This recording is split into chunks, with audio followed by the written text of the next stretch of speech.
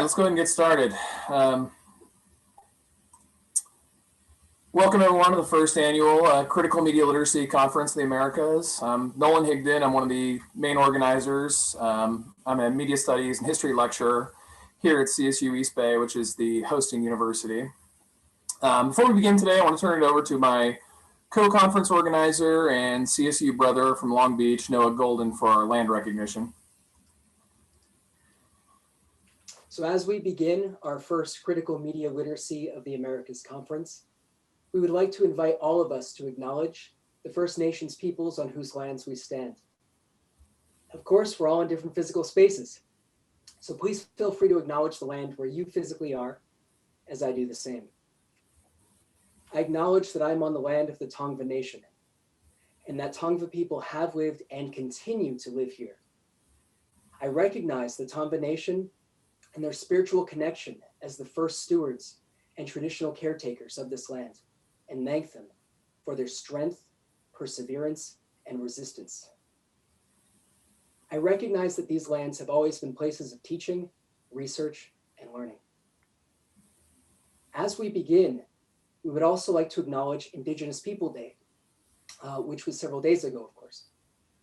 We see many connections between this day, which serves to interrupt the erasure of people and their stories in the past and present, and our collective goals in media representation and the decolonizing of critical media literacy. If you would like to learn more about land acknowledgements or would like to learn more about the First Nations peoples on whose land you stand, please visit the links in the chat. Thank you. All right, thank you very much, Noah.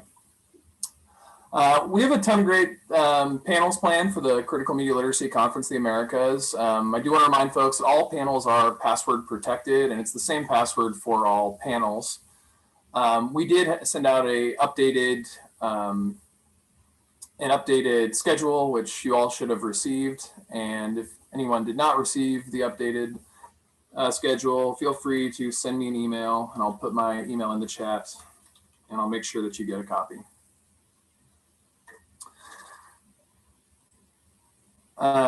We're recording all the sessions unless the participants choose not to. That way they can be accessible later.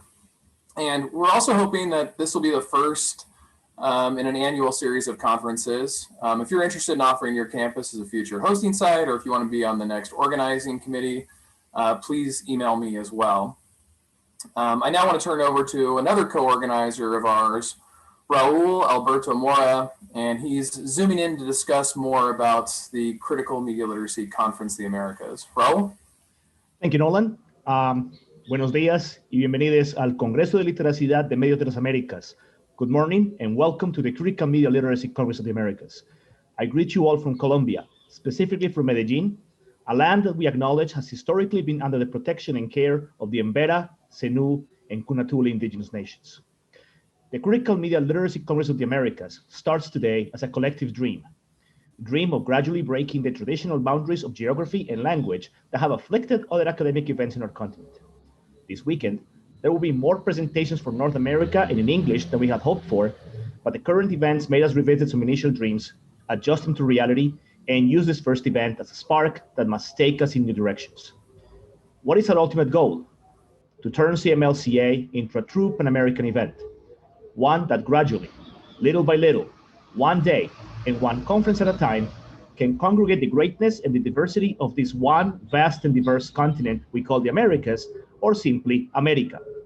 We want CMLCA to start bringing all the languages that have made America into what it is today. We welcome all the forms of English, Spanish, Portuguese, French, and Creoles present across our lands and islands as protagonists in the future versions. Most importantly, there is already a special place at this table for the indigenous languages all across our continent. We look forward to welcoming all the languages from the true caretakers of this Abiyayala, that Guna word that truly describes this continent as a land full of life. How will we do it? We have ideas, but we do not have answers. We want to invite everybody who is part of this conference and any others who could not make it, but are concerned about critical media literacy to talk to us. En particular, extendemos una invitación a nuestros colegas en América Latina a que nos unamos y pensemos cómo crear nuevos espacios en nuestras lenguas en este Congreso. Once again, on behalf of our organizing committee, we welcome you to your Critical Media Literacy Congress of the Americas. Let us use these 2 days to think and create as a collective, and the time between this and next year's Congress to take it to the next level. Thank you. All right, thank you, Raul. So this is very exciting, and there are so many people to thank. I want to make sure that we thank my department chair, Mary Carderas. She put a lot of work to make sure the campus would get behind this conference, even when it went online. She gave us a lot of help from Eric Ronning, who worked a lot of the tech work for the campus, and Adam Armstrong, who's the webmaster for Project Censored, who's been dealing with a lot of the technical logistics. And it's worth, telling you folks that we came up with this idea about 2 years ago. Jeff and I sort of threw this out as a potential idea, and we wondered if there was any interest. And we asked around, and there was a lot of interest. And we pulled together a team of just amazing people. Allison, Reina, Amina, Elena, Raul, Jorge, Noah, and so much more came into this space to make it happen. And you have to remember the pandemic was going on, so we're working on these calls together, sharing and analyzing breaking news and moving the conference from face-to-face online. And they're just such an amazing group of people, and they're so inspirational. It was a pleasure to work with them. And if you get a chance to talk to them in your panels, you won't be let down with how just interesting and amazing they are. I also want to thank all of our sponsors, especially the universities, the Action Coalition for Media Education, and Project Censored, for hosting much of the content. Thank you to all of you.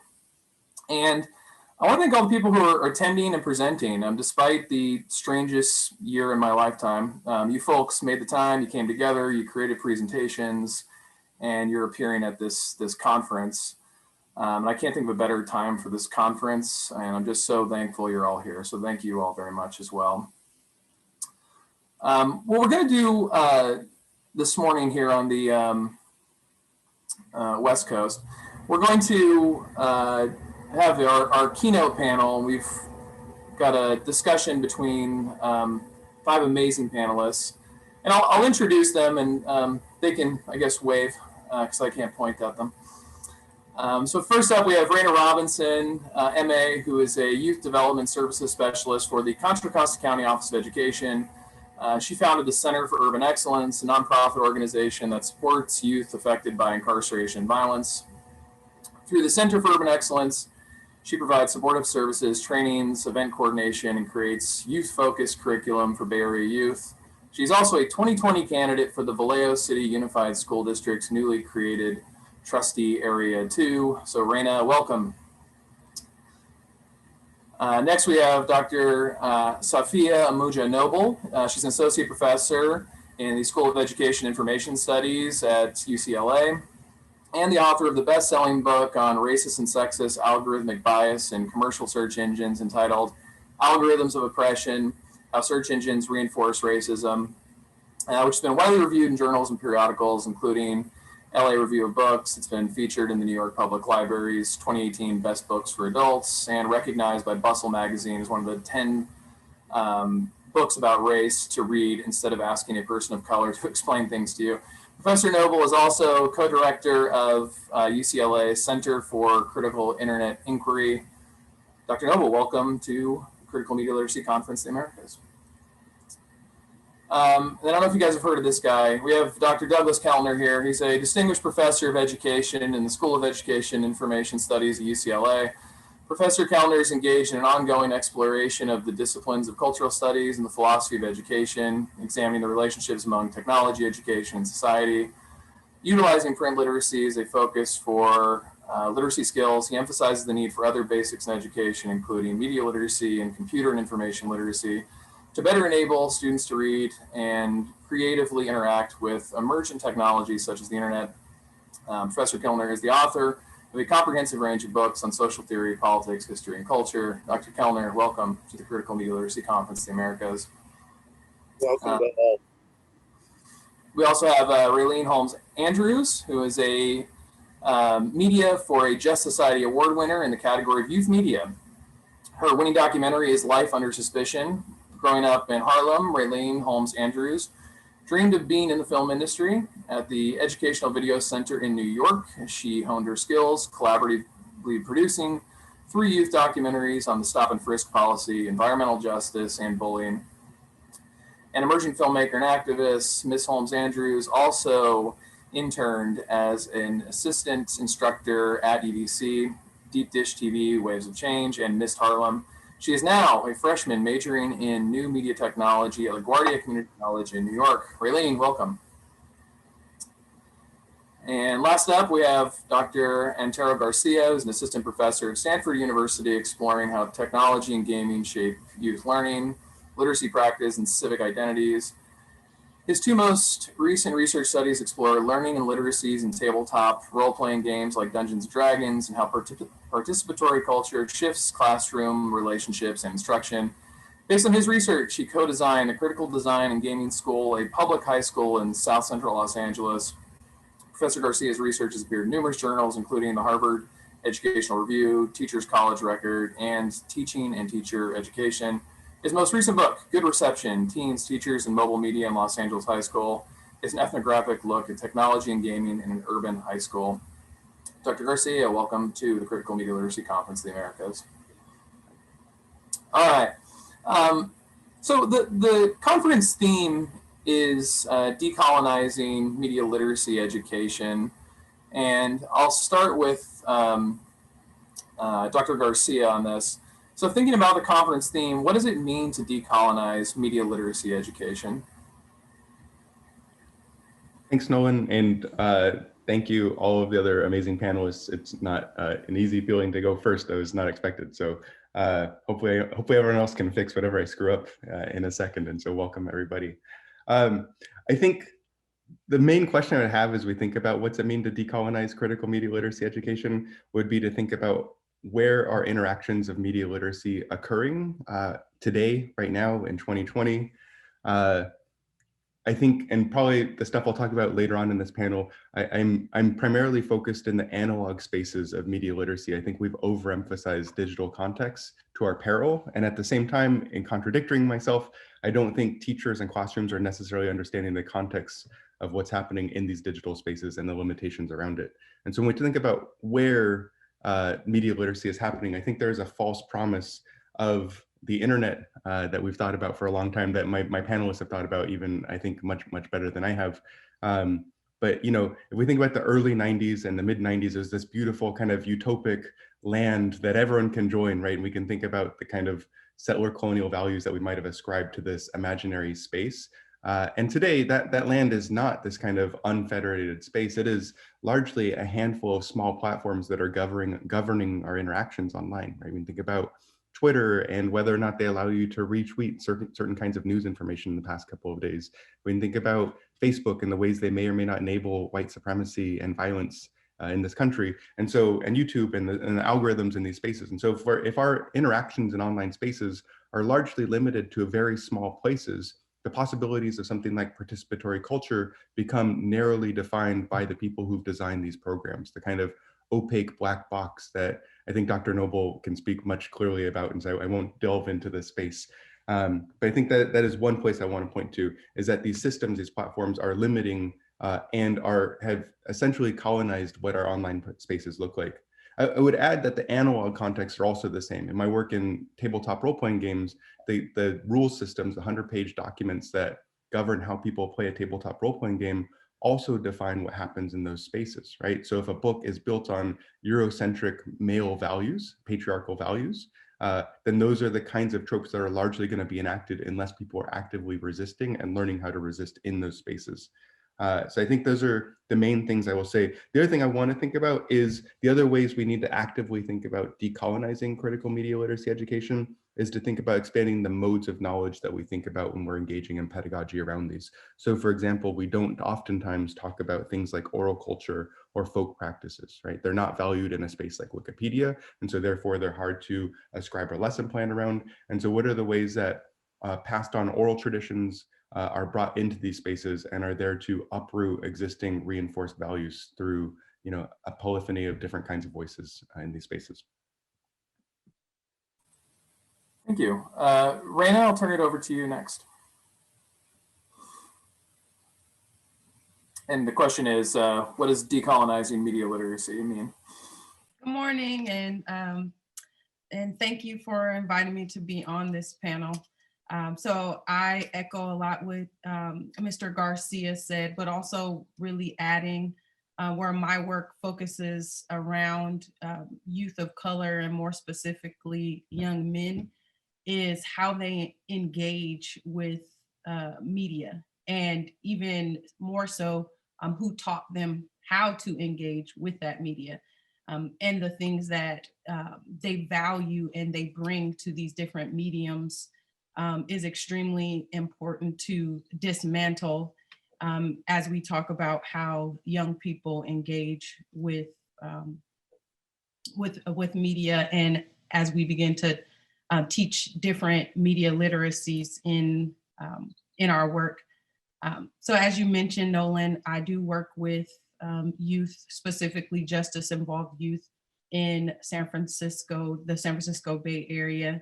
And I do teach a social media literacy course where the idea is to really subvert the system that we're currently working in, and really getting young people to understand how digital media works. And Mr. Garcia did mention algorithms, and I was just blown away by Dr. Noble's intro, speaking about how racist algorithms are. That's something that I really try to highlight when speaking to young people, because something that I noticed is they do bring a lot of their traumas and a lot of their culture and experiences to these platforms, specifically social media, and they're not understanding how it can affect their, negatively affect their livelihood and their image going forward.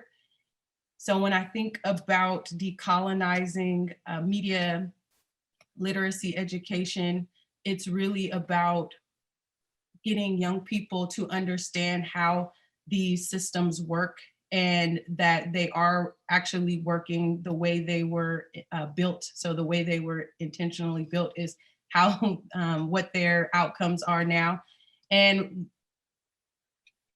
yes, and just really getting youth is my main goal, to be able to make informed decisions when they are engaging on digital media and in spaces online, so that they can create the most successful and positive life for themselves going forward. Okay. Answer the question. Yes. Yes. Dr. Noble, both the first two speakers brought you up, so I guess it's we have to definitely turn to you now. Thinking about the conference theme, what does it mean to decolonize media literacy education? Thank you so much. It's really an honor to get to participate in this conversation. I really feel just so grateful that we have these spaces to gather and have these conversations and can ask that kind of question, because quite frankly, I feel like a decade ago when I was starting my research about kind of the racist, sexist, imperial dimensions of algorithms and AI, there were only a handful of people to have those conversations with. And now, I look at the work of Professor Kellner and Professor Scher, the activists and organizers on this panel, and I see there's just such a profound amount of work. And so this is also a learning experience for me. And I'll say that, we know what the colonizing effects of the digital technologies in particular have been. These are about capture. These are about putting people into digital enclosures, as Dr. Garcia mentioned. These are about kind of limiting the landscape and the terrain of movement. So of course that has to include surveillance, hyper-surveillance. These are all experiences that colonized people that we understand and that we have experienced for generations, for centuries, at least in the Americas, if not longer. So we have to, I think about, to decolonize, what does that mean to break apart these systems of control, to leverage the contradictions that are inherent in these systems. So, to me, this means that we're talking about dealing with the kind of psychological dimensions, as Reina talked about, the ways in which digital technologies in particular, which is more my area of focus, over determines how we come to see ourselves, how we come to know ourselves, how we come to think of ourselves, because of the way in which it magnifies some of the most controlling images and narratives that we can engage with. And to me, this is where I think of the work of people like Patricia Hill Collins, where Black feminism becomes so incredibly important for us to understand what controlling images and controlling narratives do to us in weakening our resistance, right? And our ability to kind of decolonize these projects. I think that decolonizing does not include making new technologies, new algorithms, tweaking algorithms, putting AI and digital technologies back at the center.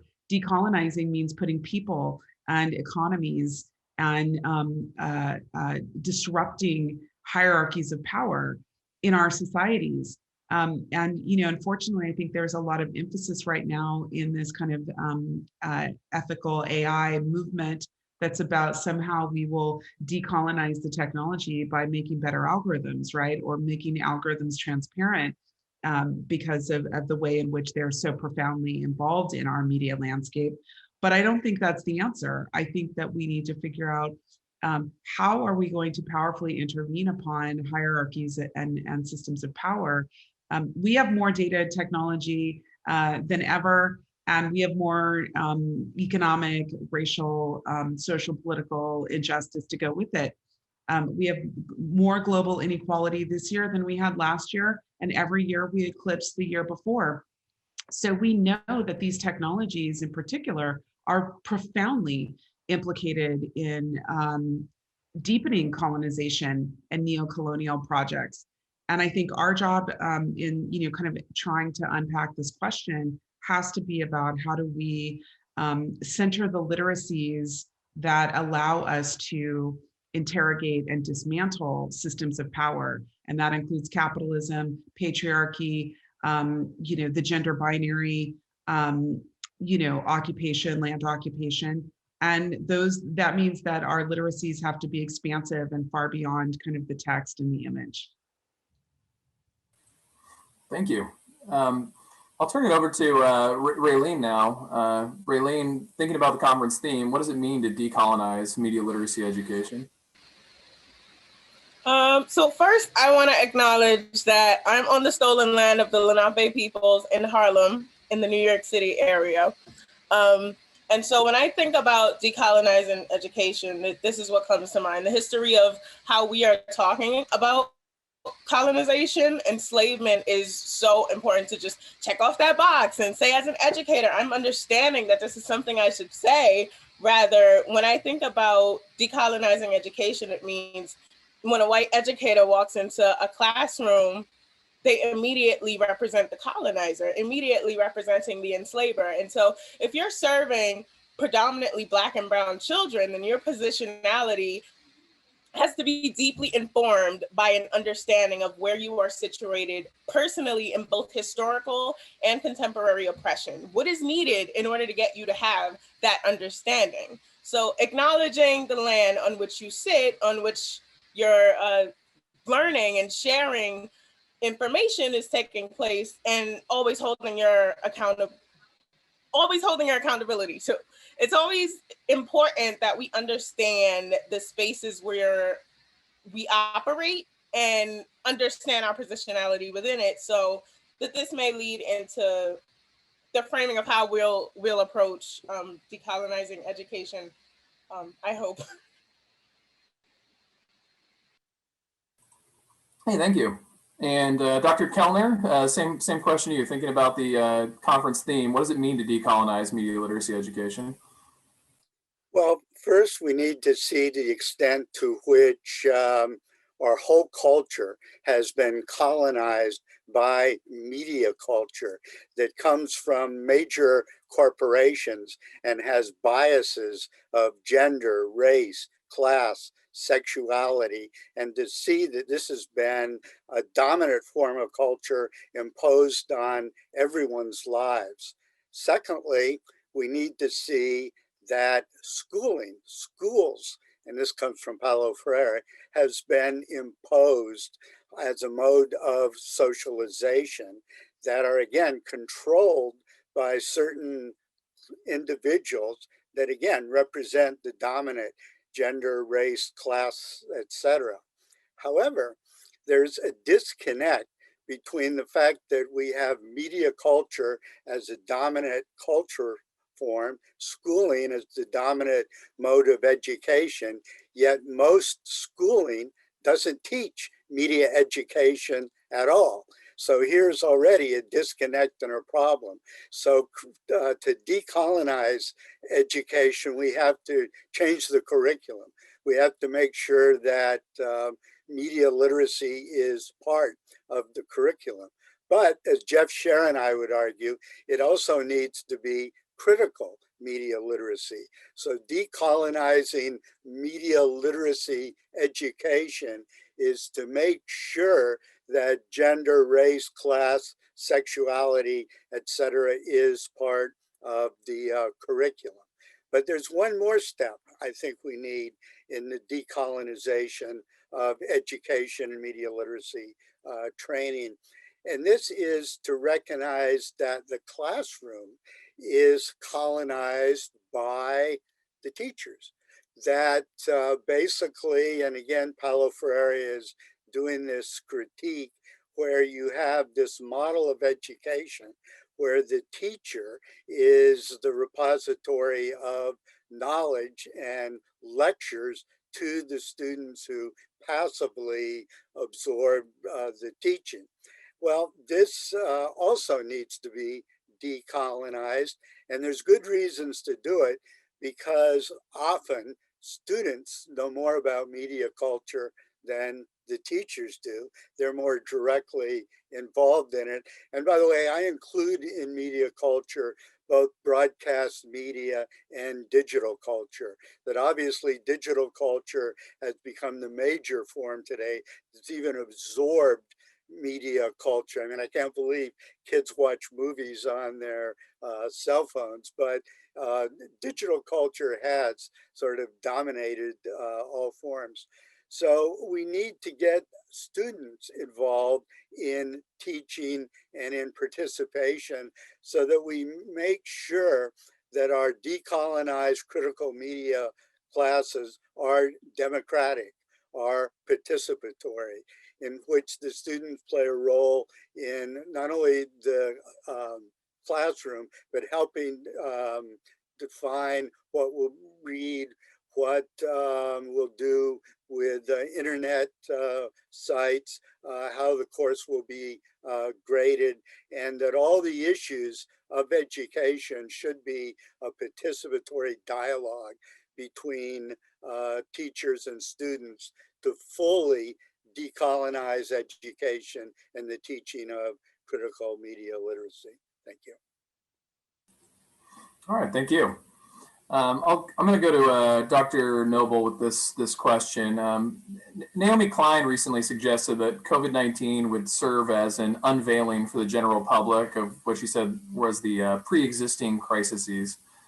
So what role do you see critical media literacy scholars and practitioners playing in the response to these crises?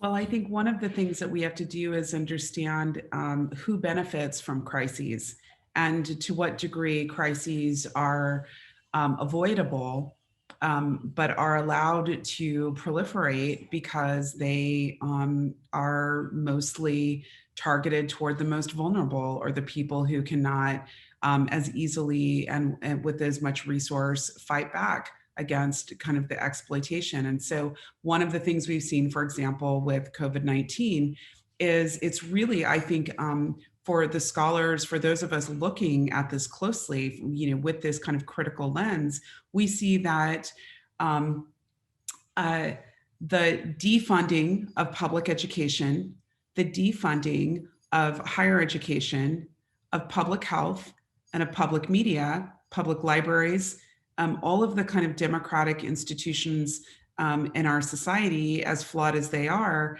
really collapsing in many ways because the very kind of profiteers from that defunding are making, trillions of dollars during the crisis. And for me, my focus is on big tech and the tech industry, because what I see is that here we are in California, where many of us are in California. We're in a state that kind of gave birth to, if you will, Silicon Valley, Silicon Beach.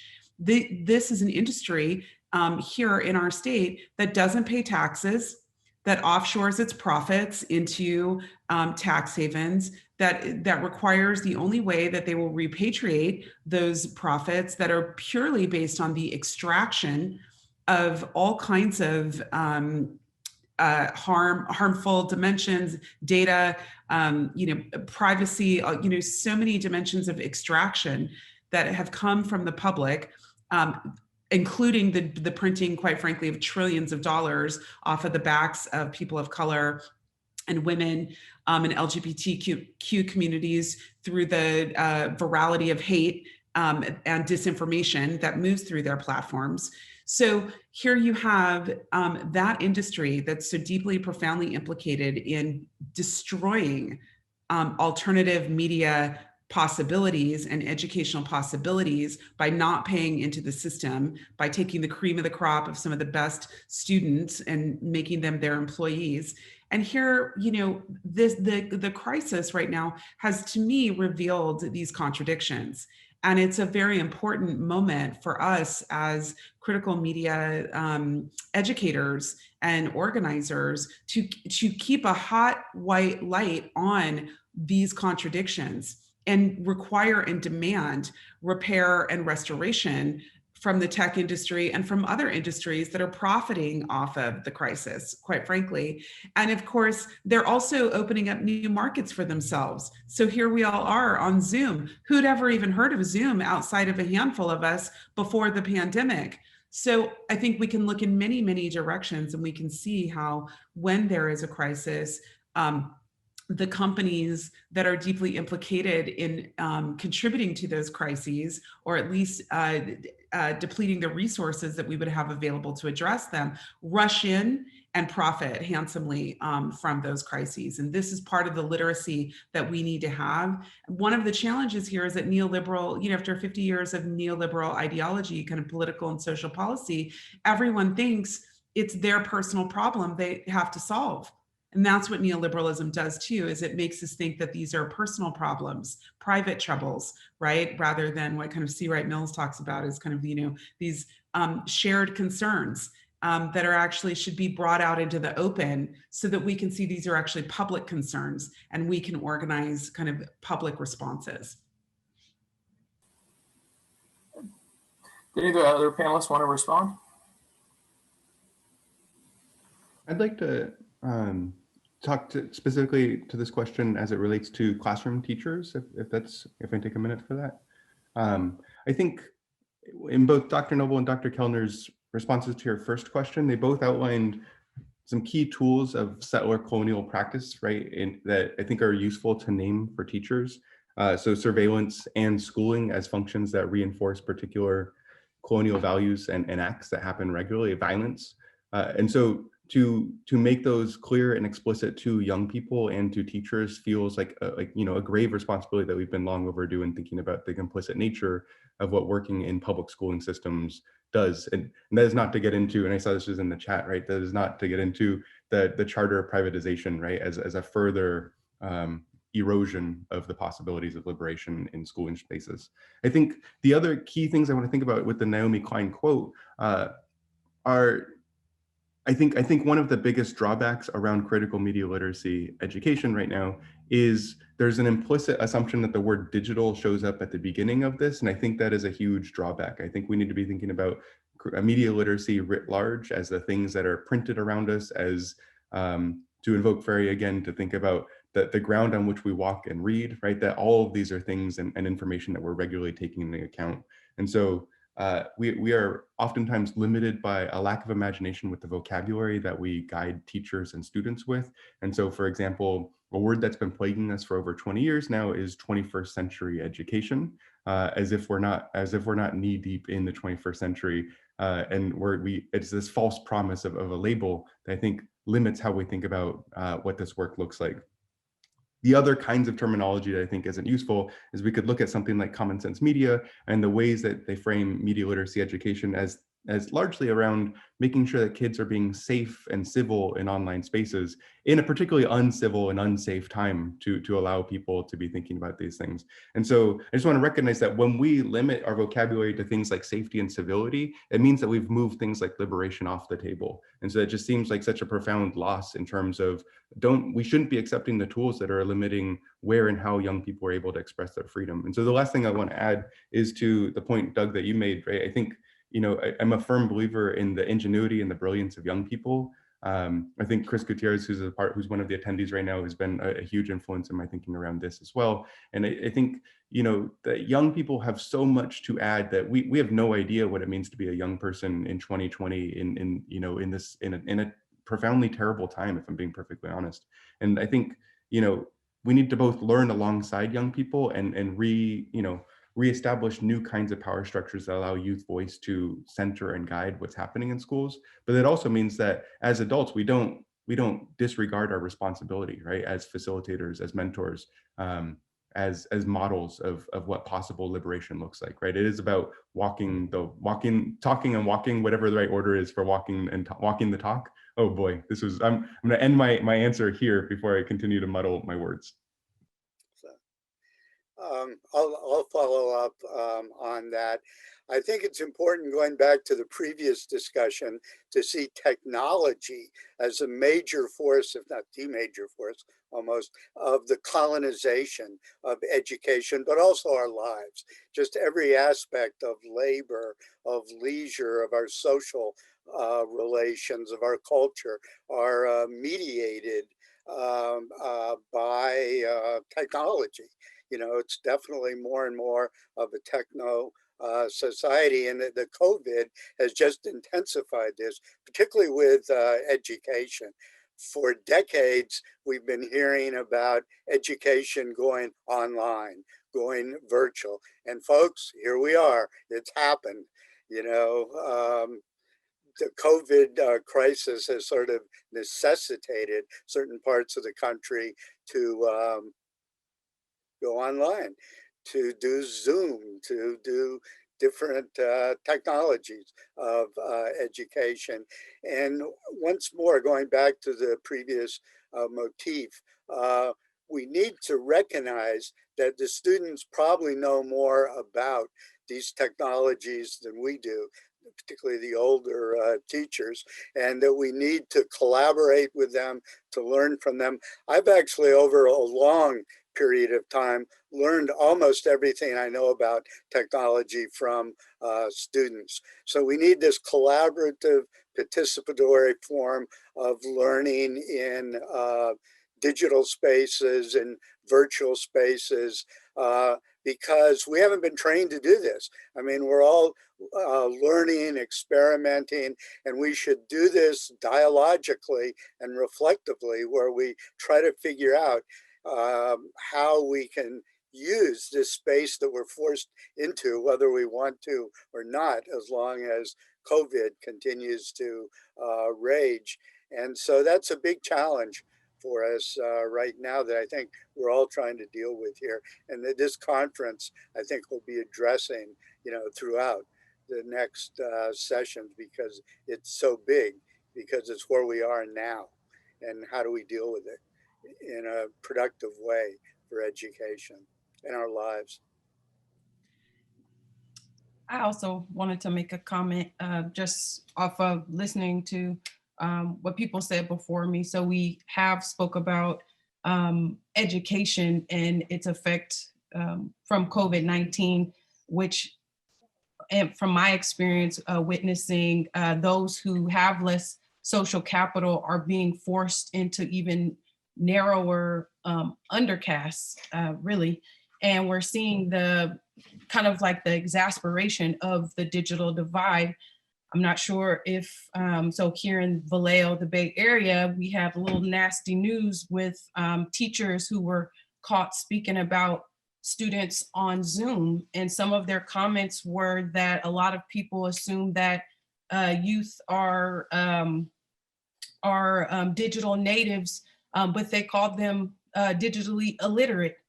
So where that was extremely unsuiting for a teacher to speak about, but we can really unpack that.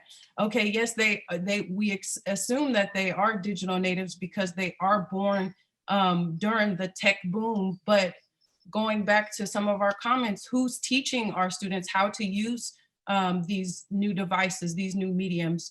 Who is showing them how to really create and expand and be innovative with the softwares? And in low income disenfranchised areas, I can almost guarantee you it's nobody.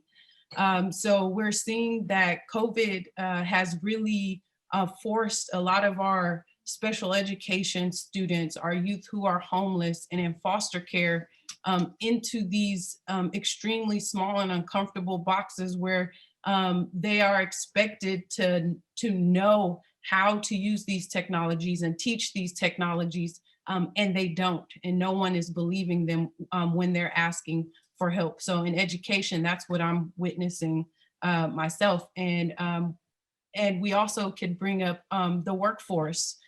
We can see how COVID-19 has created a huge divide between those who have the ability to work from home and those who cannot, and how that is also pushing people into poverty.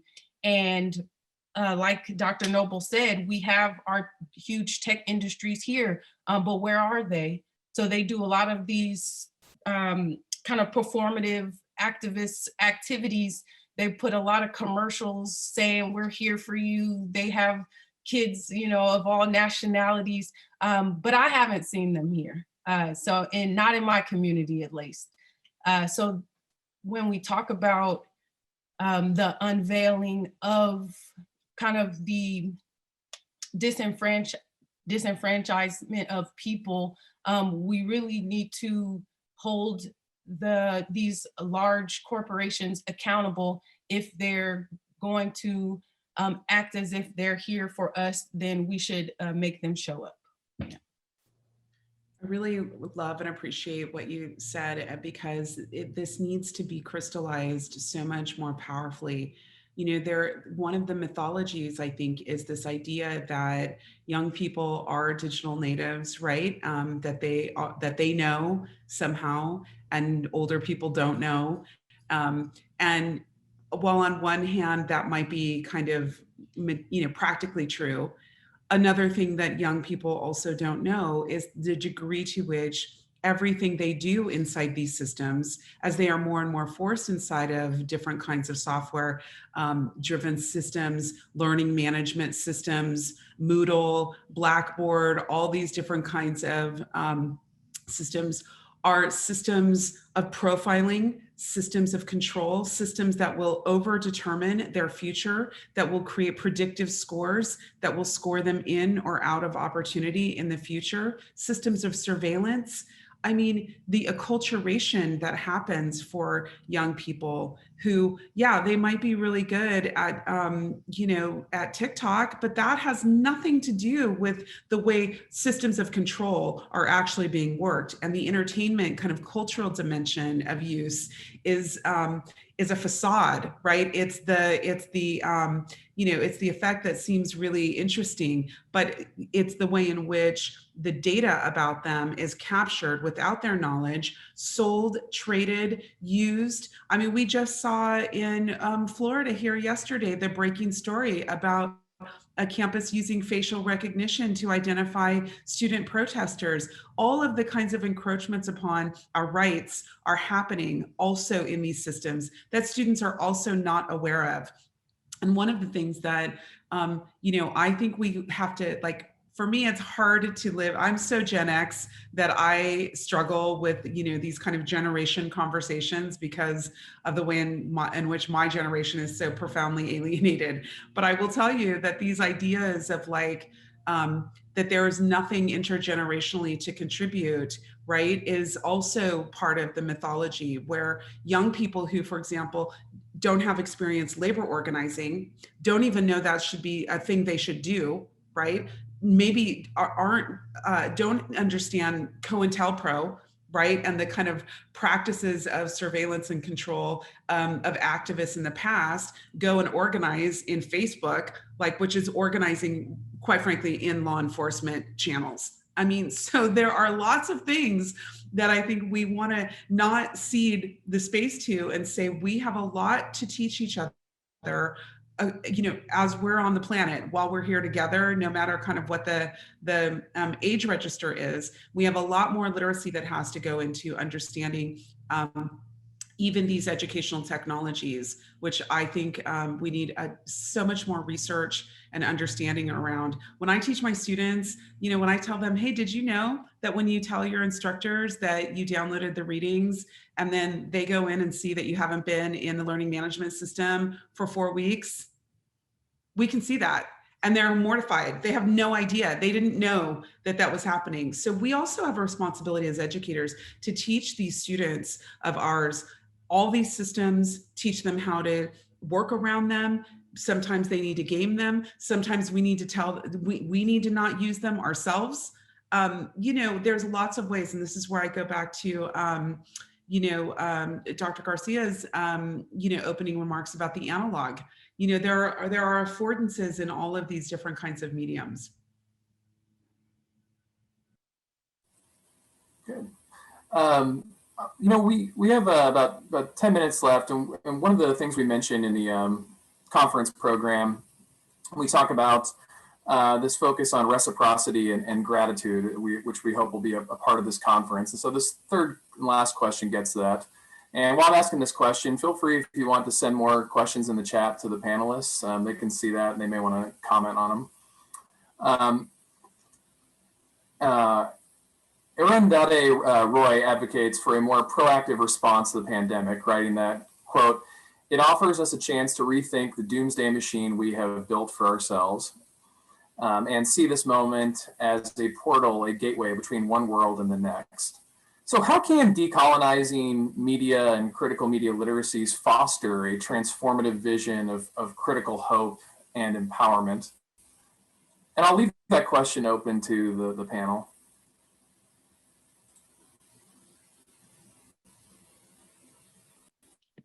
I have a short comment. So when I think about the question you posed, I really want to bring Afrofuturism into it for our young people of color. We always have a dystopic view of what the future is going to look like for us, because when you look at our past, it has been nothing but tragedy. So it's extremely important to get young people to really decolonize their minds and to create okay, let me back that up. Digital media allows them a space to create themselves free of oppression.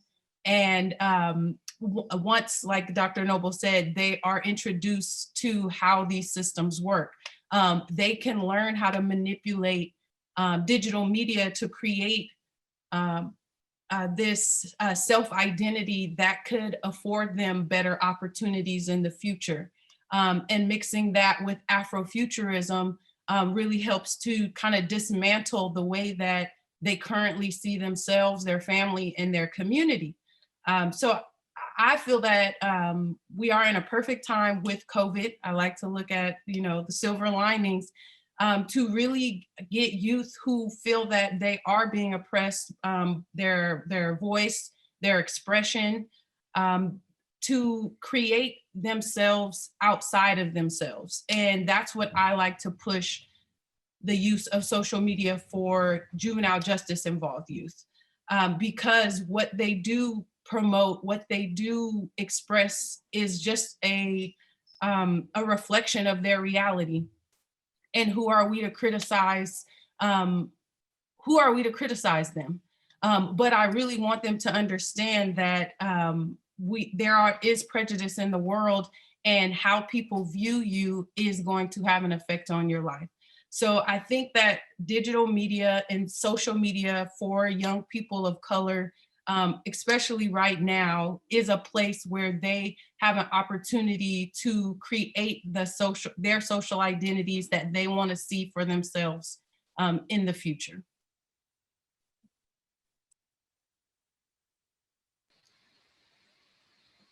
If I can jump in, I wanted to talk about when I was approached. I'm class of 2020. I understand a lot of what these students are going through. I just got my BA in theater, so I understand what it's like to sit at a computer and learn how to act for the stage. So, but as a teacher, I was approached by a youth media organization to teach, and this was my first time teaching. I thought I had to know everything. I thought I had to be in charge and tell everybody when it was appropriate to breathe air. I'm teaching, so pay attention. Show me the steps that I just showed you. If you did it properly, then good. If not, then this grade defines you. There was no sense of culture or home life that was discussed. And so when you put that bland energy and you focus on selling your one-sided story and raking in all the attention, you omit the truth. And so I think two things can be done in order to democratize media. We need to start by acknowledging and understanding our biases. There are way too many problematic messages within the media, ranging anywhere from colorism to body image, and it needs to stop. And I also think we need to teach young people how to think critically. Many of them don't feel like their voices matter or that they have any power to change policies. And I just had a conversation with a family member a few weeks ago. I asked if he was registered to vote, and he was like, well, my vote don't count, so I ain't doing it. So when you, excuse me, what do you mean it doesn't count?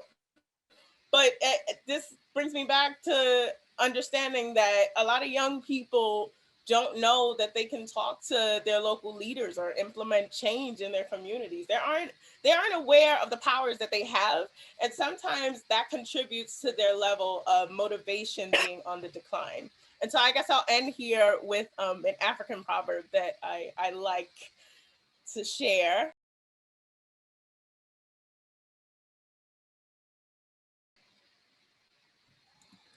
I want to address this question, and particularly the Roy quote, right? This idea of the pandemic as portal has been something that's been resonating and agitating with me throughout the past 7 months, however long this has been, right? This process of sheltering. It's a weird verb for us. And I want to think about this slightly less optimistically, to be honest, right? I think that the pandemic can be a portal, but it's a portal that's not necessarily a convenient or an easy one to traverse, right? If we're thinking about what the alternative sites might be. We have 218,000 deaths here in the United States as of this week due to the result, at least that we can account for, because of the coronavirus. Our students are flooded with viral images of young unarmed Black people being killed by the police. And these are traumatic, and they get circulated and continue to be projected by the media, by friends, by colleagues. And what does that do to a person's soul and to a person's psyche to regularly see these images, to just see the numbers of sheer deaths of neighbors, of family members, of teachers, of strangers they may not know, right? Of celebrities that are no longer with us, right? As a result of, a willful poor mismanagement of what's happened in this country. And so if we think about all of these pieces and the ways they carry weight on young people and on teachers, I think a profound missed opportunity oftentimes in critical media literacy is to recognize the affective dimensions of it, right? What's it feel like to confront these images? What's it feel like to help produce them, to circulate them? How am I complicit? What am I doing to other people when I share these images? And what's that do to me? What's that do to the kinds of erosions of my own humanity? And so I just want to recognize that this is a painful aspect that I don't think we tend to talk about within critical media, right? What is the ways that I think just a very common necessary conversation around vulnerability in our classrooms. What's it mean to feel? What's it mean to grieve? What's it mean to take a step towards healing is going to be a necessary part of that portal. I do think I see that, Reina, and you're pointing to Afrofuturism, I do see those kinds of framings of emotions and feelings in some of my favorite authors. If I think about this work, I think it's present there, and I think we could take a note in those spaces.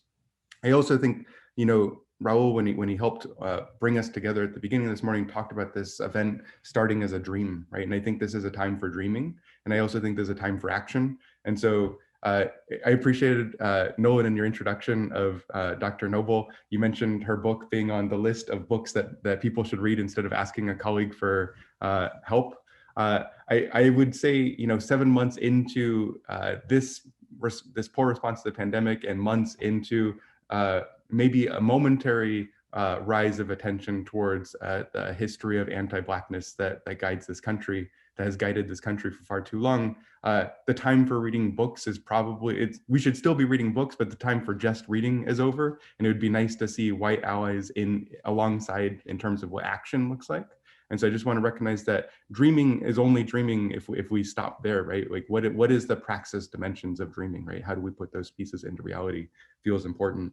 One example, one historical example I would think about would be things like the freedom schools of the civil rights movement, but also I've been inspired lately thinking about the Appalachian history of Foxfire, right? This is youth collective storytelling that would happen to bring together multiple perspectives and multiple kinds of imaginations. And so it's only a portal if we allow ourselves to think about how we move through. And I think that moving through is painful. It is something of a process of discomfort and something that we're gonna have to think about together on how we do that. Good. The portal also takes us out into environmental crisis that the COVID is part of. And this leads to the need for critical eco literacy. And we're going to hear about this from Jeff Scher, and I think there's entire panels on this, but I think we need to throw this out right from the beginning, that this is part of literally the environment in which we live, which is that of climate crisis.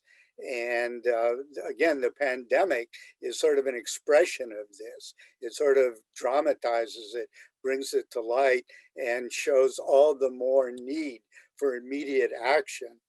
Antero, you were talking about the need for action comes up in some issues, like with Black Lives Matter. We got to act. We can't just sit back and demonstrate. And I think it's the same with the climate crisis. That this needs to be a big part, of future agenda, but also part of literacies, eco-literacy. We have some questions from the audience, and any of you can jump in here. One of them said, disempowered folks are fragmented and atomized by polarization. They're alienated from their collective struggles. How do we work against this? How can we get this threat across to students? And they noted in parentheses, Black Lives Matter seem to have accomplished this.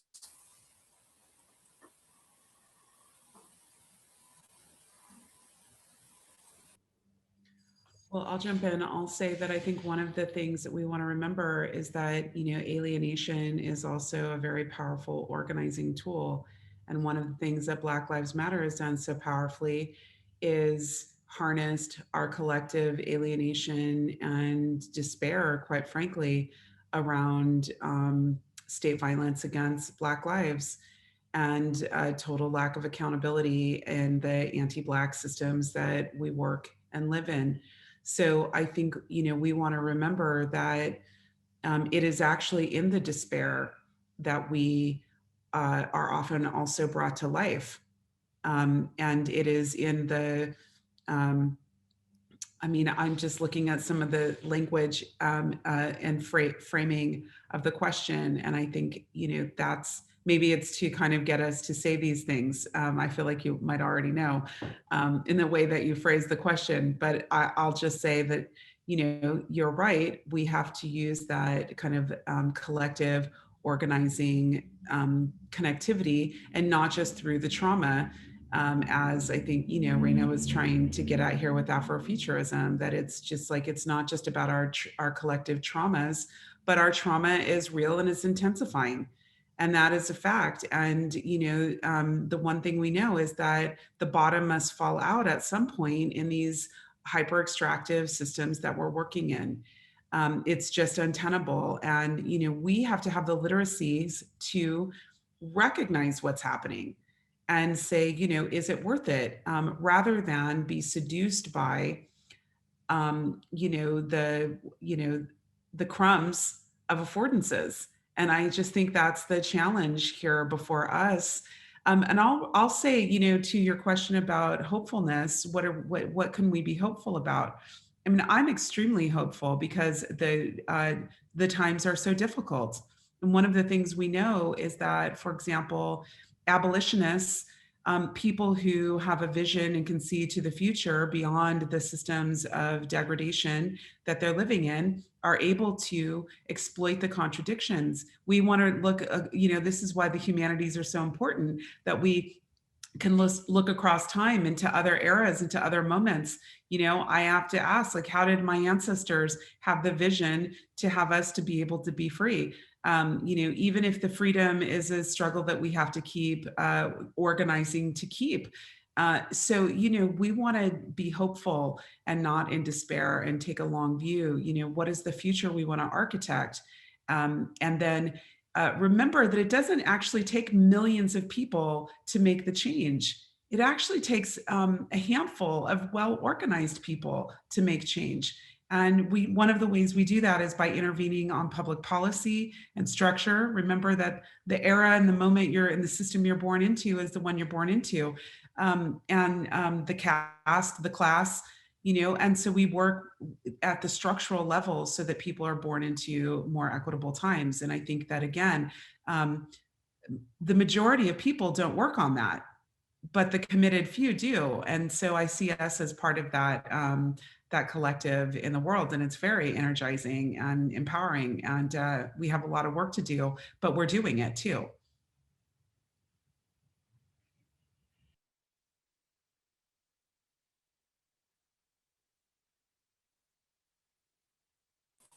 Sorry, we also have another question for the panelists as well. It says, to decolonize media literacy education, critical media literacy should be a part of the core curriculum. However, this is not the reality in K-12 contexts. What would you do to change this panorama? I feel like there's a similar framing to this question in a response that Doug gave maybe at the very beginning of this panel, that kids don't get media literacy education. I want to push back on that gently and lovingly, Doug, and say that kids get tons and tons of media literacy education in schools, but it is one of passivity and docility, right? They're told that these are the images, these are the textbooks, these are the stories that you're supposed to receive acritically and you're supposed to just consume. And so I just want to recognize that students are learning all the time, and they're learning both in schools and out of schools, right? They're just not necessarily learning the messages that we as probably critical educators or critical researchers want them to be learning, right? But they're constantly being immersed with the kinds of messages of the hegemony in terms of how things are being framed. So I just want to recognize that as an initial framing. I do think I'm an English teacher at heart. That is the kind of thinking that I'm doing around this. And so some of my positioning of how we think about this is how do we approach young people as writers, for example?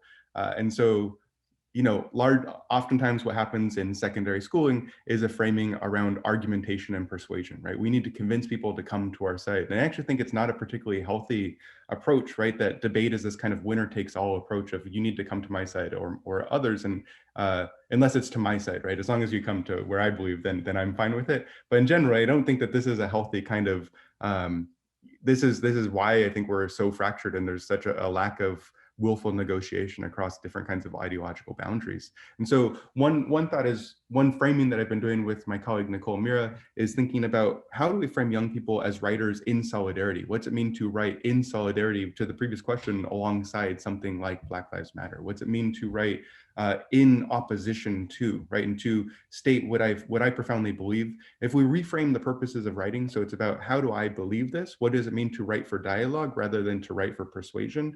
I think we get to a more common place for empathy and a place where media literacy can proliferate rather than just be this kind of tug of war of one idea versus the other.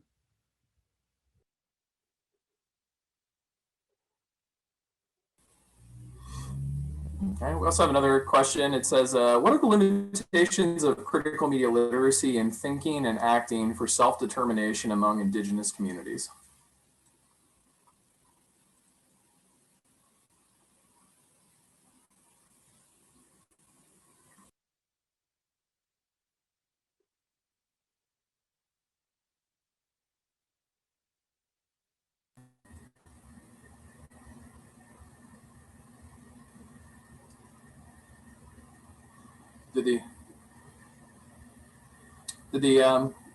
Anybody want to respond to that question?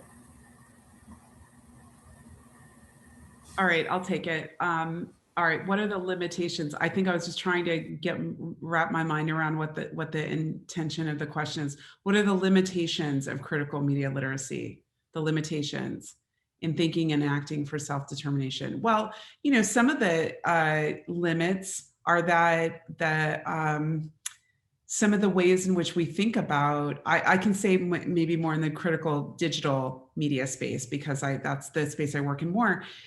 Some of the ideologies that undergird the way we think about the digital are incredibly limiting. So for example, and incompatible in some ways with Indigenous ways of knowing. So for example, in my core area of training, which is library and information science, the prevailing ideology is around openness and access, that everything should be open, all knowledge should be open, and everyone should be able to access it freely.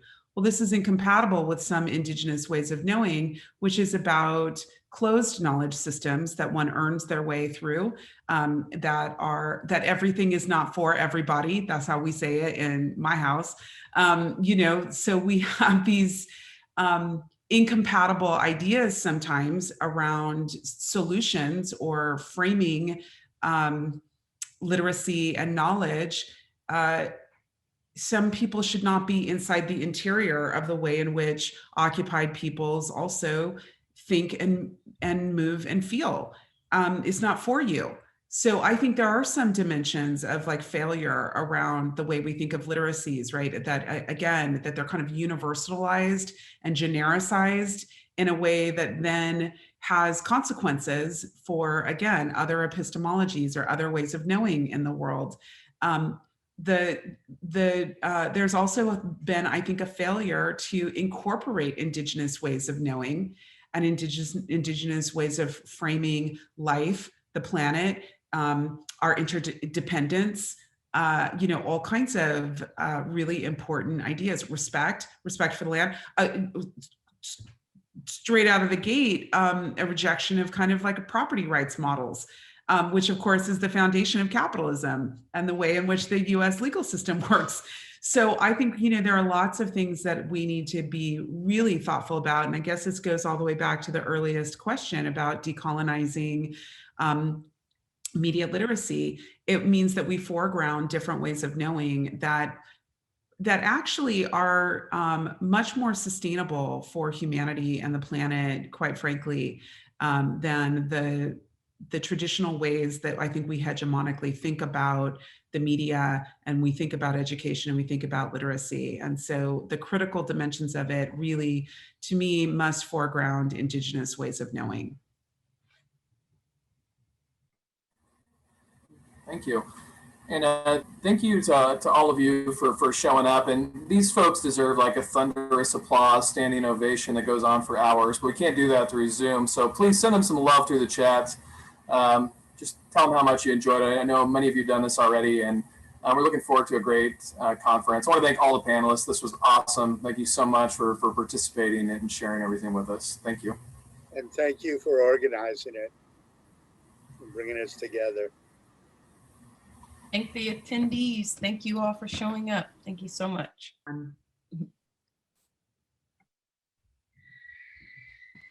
If I haven't frozen yet, thank you.